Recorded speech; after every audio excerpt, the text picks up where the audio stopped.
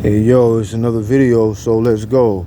Not from this area, but I'm gonna shoot a video really quick. I'm gonna make it really fast. Don't have a lot of time on my hands, and so what I'm gonna do is shoot this video really quick. So, in saying so, the Knotty-Haired Buddhas.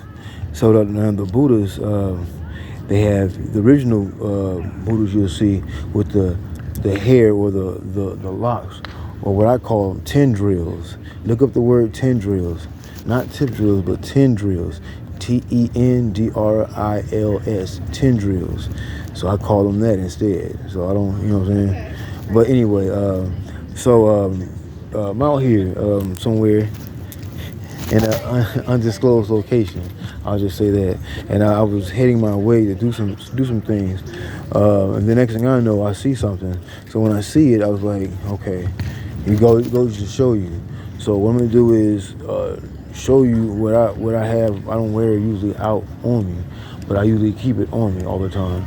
And show you, and then you see the same thing. What I'm gonna show you, this is a larger size than what I have. I can't walk around with that around my neck. You'll understand. But this one, you'll see what I'm saying. And this one, the one I keep, I don't keep it out in the open so people can see it. I have two of them that I keep, you know what I'm saying, undisclosed so nobody want to see it. It's just on my actual skin.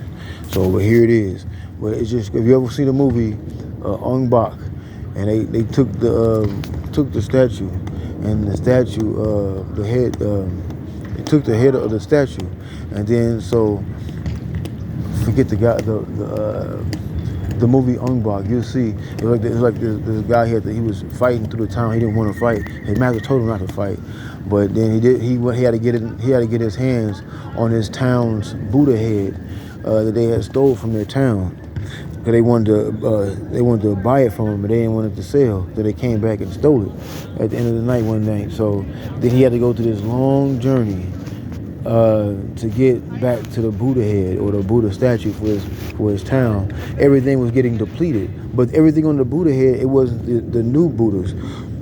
The one with the bald head, it was the one with yo. When you're doing your thing out here, when you're doing your thing, you gotta be watching for two, not just the physical eyes in front of you with the loud one. You gotta watch the quiet. When you're doing so, things can catch you off guard. So I had something that just happened just now, and I didn't just use my physical eyes, I used my ears too. The guy was walking up in sand, and I still heard him. He had no shoes on, he was a homeless guy. So like, you know, so I couldn't hear him. I heard the sand. I was turning because of like they were trying to get one part to get my attention, and the other part was my attention wasn't taken up off of it because it was the unseen, you can say, and it was unheard. Like, I don't know. I only got that much time to record this video. Got like a few more minutes left. But the funny thing is, when I was turned one way physically with my eyes, my ears heard the sand crunching.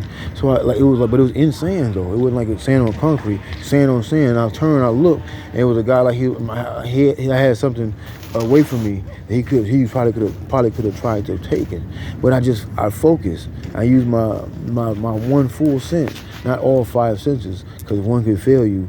You know what I'm saying? One could be stronger than the other if you don't have one. But I'm grateful to the answers that all of my ears, my eyes, my everything I was hearing, that paid off. Cause the motherfucker took something without me looking, and I turned at the right time when I thought I heard something.